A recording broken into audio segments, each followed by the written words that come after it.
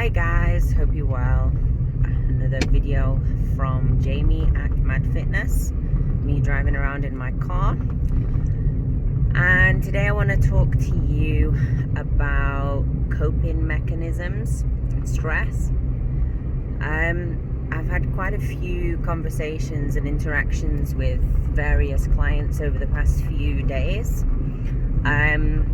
Obviously at the moment we are in different stages of lockdown around the world, and coronavirus is everywhere, and that's affecting people in lots of different ways.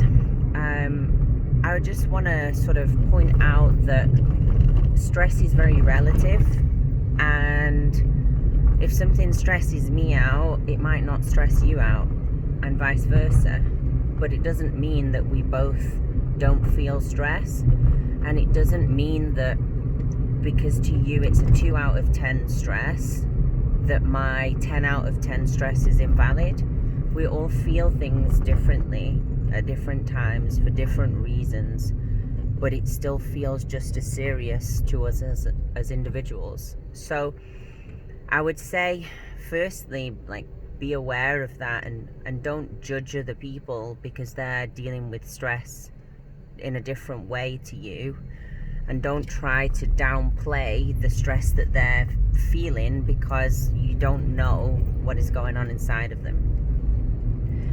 But I also want to highlight the fact that everybody, myself included, only shows you what they want you to see, especially in terms of social media. I might not be the most photogenic person, but when I put a photograph or a selfie or anything on social media, very, very rarely is the first shot I take the one that I load. Most of the time I'll do 10, 15, 20 different pictures. Sometimes I'll give up and just decide not to post anything because I'm feeling like I'm looking horrific that day. But you guys see the one picture where the lighting was just right, or the filter makes my eyes pop and my skin look okay, and even that picture, when I'm looking at it, I'm thinking to myself, oh goodness. I'll watch back a few seconds of these videos, or Stefan likes to watch them, and I have to leave the room. I can't stand the sound of my own voice. I mean, who wants to listen to themselves talk, especially on a recording? But you guys just see somebody doing a video, or you see a picture that I post on social media and think that I therefore don't have any of those negative things holding me back, that I must like my voice, I must think that I've got great things to say, I must love myself to take a picture of myself, and it's far from that. Over years of facing different personal growth situations and helping clients over years face different situations, it's given me the tools to identify different strengths and identify different weaknesses and develop coping mechanisms, or learn different ways to deal with those situations. So I've become a lot more self-aware during that process, and I know if I put myself in certain situations or certain environments, it will trigger a certain response, and it gives me a chance to then avoid that environment or situation, or at least be more aware going into it so I can control my action. I can't always control my feelings, but you can control what you display, and sometimes the right thing to do is to keep those feelings in, or to keep those opinions in. Sometimes it's to sort of express it in a much more calm way, because you're expecting yourself to get cross or frustrated or upset. So when you can predict that because you've thought about it beforehand, you can calm yourself down, you can have more control over the situation, and all these things are coping mechanisms. It doesn't mean that the thing doesn't exist. It doesn't mean the stress doesn't exist. It doesn't mean you're never going to get those bad feelings, those negative feelings, those feelings of self-doubt, whatever it might be. They're not just going to go away.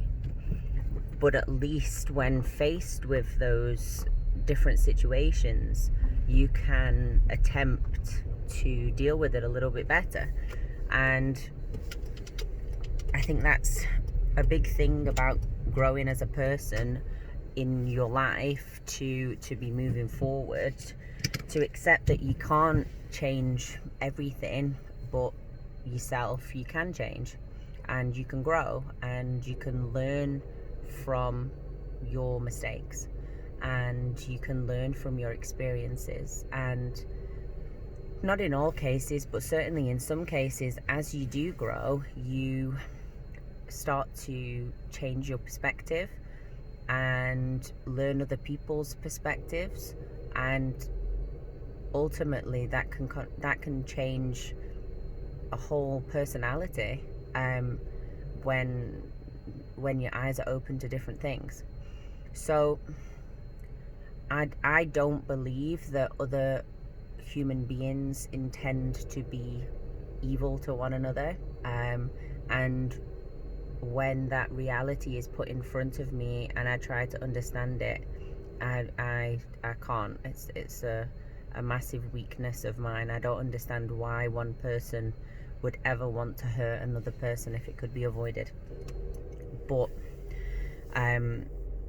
it's something that I'm working on understanding better, to grow as a person and to be able to relate to more people.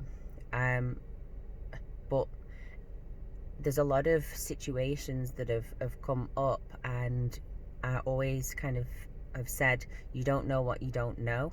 And a lot of us are very quick to judge another person, not knowing the full story. Hence, like I said to begin with, the whole stress situation. There's some people that have got no income at the moment. Some people know someone that's sick. Some people have got a job. Some people haven't got a job. Some people are never gonna recover from this emotionally. Some people have been on their own in a house for 12 weeks without seeing another person because they're so high risk. So don't pretend to know what somebody else is going through. Try to understand, accept it, and not judge them for it. And if their coping mechanism is one thing and your coping mechanism is another thing, again, it doesn't need judgment either way. We're all trying to just do our best.